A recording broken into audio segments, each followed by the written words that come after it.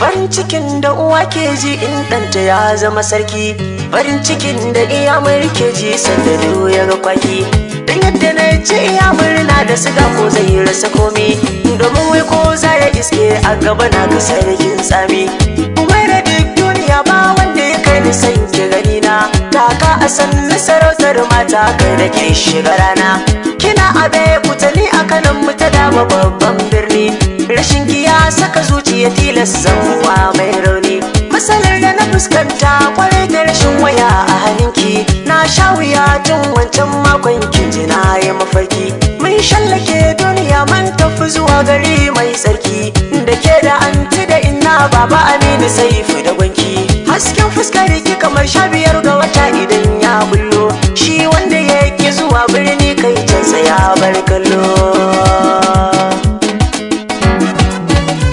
Na yarda da zancen yarinya 'yar makaranta, mai da fara kyakkyawa sun kowa.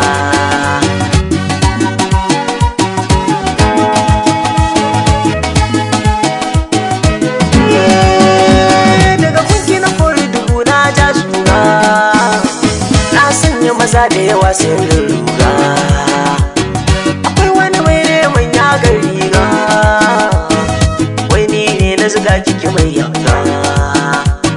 A bawon ta zo mai da kake zaga, na gaba a soyayya tilas kura.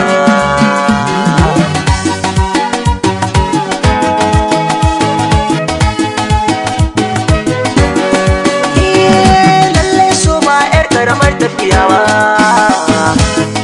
gane cewa ban nisa ba, ta guda ni kwararo-kwararon kauna, gaba-gaba so ne ya zazzauna. Umar fara kyakkyawa Allah ya bari kwakwalwa, daga ninki nake mancewa a Kano nake ko a Jigawa.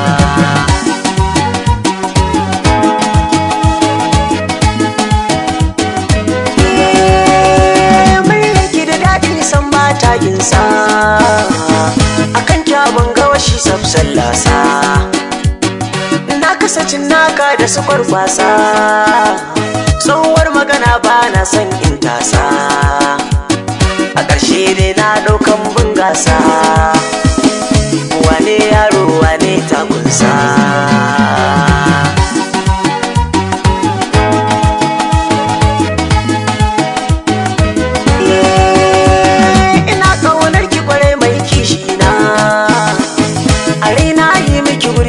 Zauna rashin ki abinci ina gaza yin zauna, taken da nake miki ne zinari na, abin da yake kawo rigima barna.